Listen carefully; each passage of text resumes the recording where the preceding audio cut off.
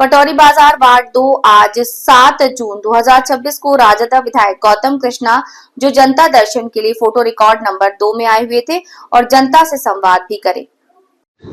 राजद विधायक गौतम कृष्णा जो जनता दर्शन के लिए फोटो रिकॉर्ड नंबर 2 में आए थे और जनता से संवाद भी किया।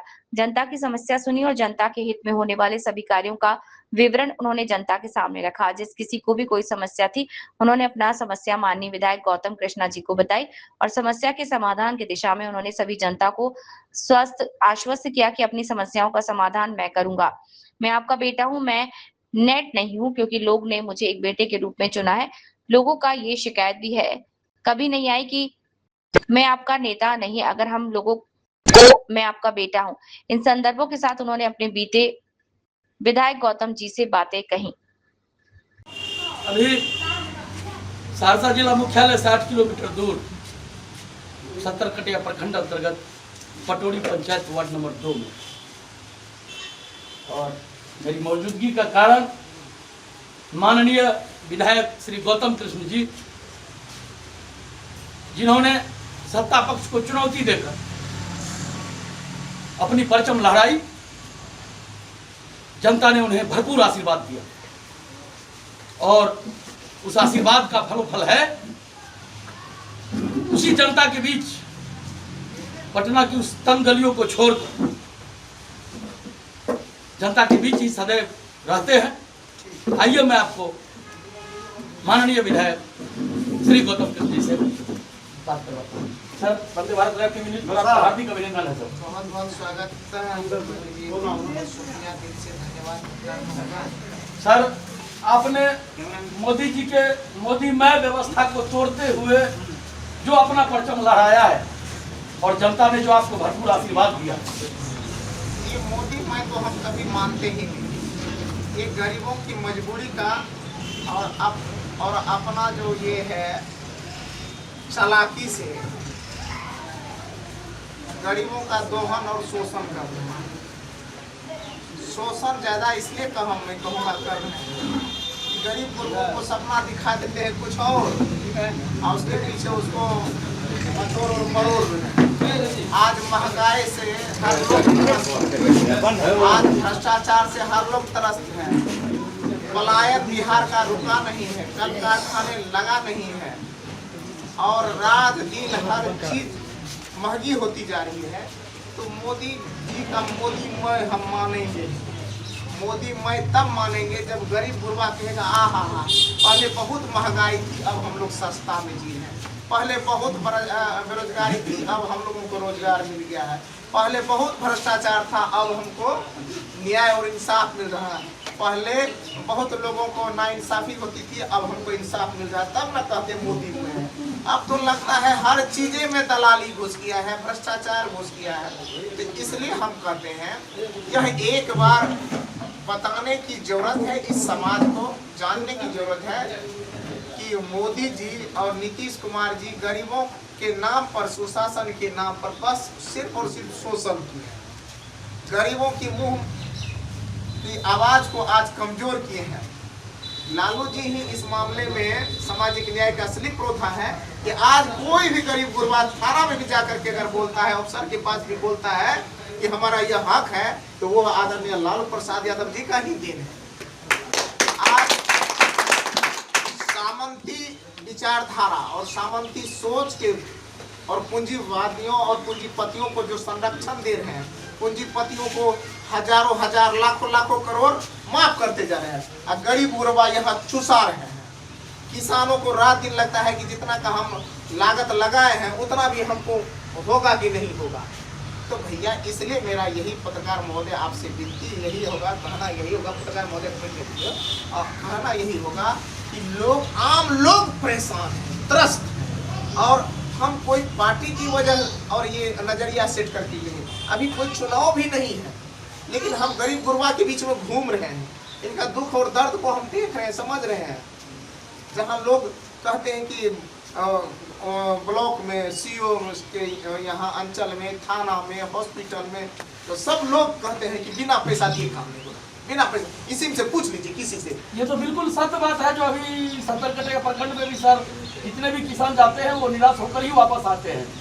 और आप हमारे विधायक हैं और लोगों को आपसे अपेक्षा भी है। मैं अभी रास्ते में भी ढेर सारे लोग मुझे मिले, उन्होंने मुझे बोला कि आप विधायक जी से बताओ कि सत्तरकटिया प्रखंड के अंतर्गत में घोर लापरवाही, बिना पैसे लिए कोई काम नहीं, इस तरह का लोग आरोप लगा रहे हैं। अब क्या सत्य है क्या नहीं है, वंदे भारत तो इसकी पुष्टि नहीं करती है, लेकिन आप तो एक पदाधिकारी हैं सर। पत्रकार महोदय, आपने जिन मुद्दों को उठाया है आप पूछ लीजिए। हमारे अभिभावक हैं, सभी सामाजिक और राजनीतिक कार्यकर्ता है, जब से मैं जीता हूँ तब से भ्रष्टाचार पे लड़ने का काम कर रहा हूँ या नहीं कर रहा हूँ। चुपचाप घर में पैसा अमीशन कमीशन काटने वाला हूँ या भ्रष्टाचार से लड़ने वाला हूँ, तो अब समाज बताएगा। मैंने नौहट्टा ब्लॉक में भी आप देखा होगा मेरा कार्यक्रम, मैंने कहा था भ्रष्टाचार पर साथियों हल्ला बोल। आपका विधायक आपके द्वार कार्यक्रम हम लोग लगाते हैं और ब्लॉक में हम लोग महीना डेढ़ महीना पे कार्यक्रम करते हैं। सभी गरीब गुरबा वंचित जो भी ब्लॉक से पीड़ित हैं उनसे हम आह्वान करते हैं कि आप आइए, आप अपना समस्या बताइए कि आपको किस पदाधिकारी से क्या समस्या है, आपका काम क्यों नहीं हो रहा है, आप हमको लिख के दीजिए और यह समस्या हम वीडियो सीओ को बताएंगे कि आपका ये काम नहीं हो रहा है या काम करो जल्दी। अगर आप नहीं करोगे तो हम वहाँ उस समस्या को लेकर के डीएम साहब के पास भी जाते हैं, उसके बाद हम विभाग में भी जाते हैं, उसके बाद माननीय मुख्यमंत्री को भी ईमेल करते हैं, ताकि वह पदाधिकारी आज अगर हमारा काम और सही नहीं करेगा तो वह चुप और वो उसको ये नहीं होना है कि हम आपको छुटकारा मिल गया है, बक्से नहीं जाएंगे। आपका कुंडली हम बनाना शुरू कर दिए हैं। आपका एक बार कुंडली हम डीएम साहब के पास आप देख लिए होंगे सर, और आपका एक बार बढ़ा गए हैं कि आपके पास हमारा कितना आवेदन गया है, कितना का आपने निष्पादन किया। जब भी हम फिर से ब्लॉक में जाएंगे तो हम वही पूछेंगे हमने इतना आवेदन आपको दिया था, आप इस आवेदन पे काम किए थे या नहीं किए हैं, तो फिर हम मुख्यमंत्री के पास विभाग में देंगे, आपको जिंदगी भर आपको चैन नहीं लेने देंगे। तो भ्रष्टाचार पे भी हम लड़ाई लड़ना शुरू कर दिए हैं। आप लोग भी चैनल के माध्यम से आशीर्वाद दीजिए। पत्रकार भी लोकतंत्र का चौथा स्तंभ है। आप भी अगर लगे कि मेरा गौतम मेरा विधायक अच्छा काम करता है तो आशीर्वाद दीजिए। अगर लगे कि नहीं ये आदमी काम नहीं करता है, भ्रष्टाचारियों का साथ देता है, जाति पार्टी मजहब काम करता है, तो आप भी अपने तरीके से हमारा मतलब हमारी आलोचना कर सकते हैं। नहीं, आलोचना तो सर तब होगी जब कोई गलत काम होगा, और अभी तक तो आपने कोई गलत काम ऐसा किया नहीं है, लोगों की नज़र में भी नहीं है। लोग अभी भी आपको अपना वही बेटा समझते हैं जिस बेटा को समझ के आपको वोट दिया गया। तो इस समाज का जो कुछ कुरीति है सर, कुरीति क्या कहा जाए, जो बड़े अफसर शाही जो चल रहा है सब, अटकाओ लटकाओ और भटकाओ, इस विषय में सर क्या कहना है? यह सरकार पूंजीपतियों की सरकार है, अटकाओ लटकाओ भटकाओ नहीं करेगा। तो इस सरकार के पास अभी नई वाली सरकार जो आई है, अभी बीजेपी की सरकार, सम्राट चौधरी जी की सरकार, इसके पास खजाना में पैसा ही नहीं है विकास करेगा। तो भैया जाति पे, घर पर, मजहब पर, लालू जी के हरिहर का गमछा पर, लालू जी के आवास पर, लालू जी के सिक्योरिटी पर, तेजस्वी जी पर, जो काम करने का है वो काम कर रहे हैं। और जो काम इनका आरएसएस का है उनसे वहाँ सिलेबस तय होकर के आता है। तो हम कहते हैं हरा गमछा लें या लाल गमछा लें, इससे क्या फर्क पड़ता है हमको बताइए। तो कोई आदमी हम हरा गमछा लिए भैया लाल गमछा लिए, साथ में बैठ करके बात कर रहे हैं कि नहीं कर रहे हैं। तो हरा गमछा लाल गमछा मुद्दा नहीं है, मुद्दा है जन कल्याण का मुद्दा, मुद्दा है भ्रष्टाचार का मुद्दा, मुद्दा है गरीब गुरबा के कमजोरों का उसका जीवन का बचाने का मुद्दा, हॉस्पिटल में अच्छा दवाब का व्यवस्था, रोड सड़क का निर्माण का व्यवस्था होना चाहिए, कल का खाना लगाने की व्यवस्था होनी चाहिए। तो हरा गमछा पकड़ो, यादव को टारगेट करो, उसके बाद क्या कहते हैं मुसलमान को टारगेट करो, उसके बाद क्या कहते हैं राबड़ी माता जी का आवास खाली करवाओ, लालू जी का सिक्योरिटी कम करो, ये कोई मुद्दा है? तो अभी तो सर सिक्योरिटी के मामले में जैसे अभी बात चल रही थी, बहुत अच्छा बात आपने शेयर दिया सर। तो रिपब्लिक भारत पर सर आपका बहुत आया, तो अभी वीडियो वायरल हो रहा है सर, जिसमें लालू जी की सिक्योरिटी छीने जाने के बाद सर लाठी लेके लोगों का प्रदर्शन और उसमें आप भी हैं सर। जी मैं भी कल इस वक्त वहीं पर था। और एक बात हम कहते हैं कि जब यह सरकार जो चोर दरवाजे से बनी हुई सरकार है, यह आज तानाशाही को उतर गई। मेरा इतना ही कहना है कि सम्राट चौधरी जी सरकार में आए हैं तो आपका सिलेबस हरा गमछा, यादव जाति, लालू यादव, राष्ट्रीय जनता दल, राबड़ी देवी जी, तेजस्वी जी, राबड़ी जी का आवास, लालू जी का सिक्योरिटी से बाहर क्यों नहीं निकल रहा है? आपके सिलेबस में जन कल्याण क्यों नहीं है? आपके सिलेबस में गरीब गुरुओं का कल्याण क्यों नहीं है? भ्रष्टाचार मिटाना क्यों नहीं है? बेरोजगारी दूर करना क्यों नहीं है? तो इन्हीं चीज़ों को लेकर के हम लोग वहाँ थे। जब सिक्योरिटी कम कर दिया गया तो हम लोग कहे थे कि अब सिक्योरिटी की जरूरत ही क्या है। आदरणीय लालू प्रसाद और राबड़ी देवी जी ने सारे सिक्योरिटी को हटा दिया। कहा कि अब हम जब आप मेरे साथ नाइंसाफी कर ही रहे हैं, बेइज्जती कर ही रहे, तो हम ये भी सिक्योरिटी नहीं रखेंगे। आधा अधूरा की भी जरूरत क्या है, हम वैसे रहेंगे। तो इस पर राष्ट्रीय जनता दल के कार्यकर्ता लोग कहा कि अगर आदरणीय लालू प्रसाद यादव जी और राबड़ी देवी जी की सिक्योरिटी को सरकार हटाएगी तो राष्ट्रीय जनता दल का कार्यकर्ता ही पुलिस फोर्स बन करके, सेवक बन करके उनकी सुरक्षा करेगा। हम अपने गरीबों की मसीहा को आँच आने नहीं देंगे।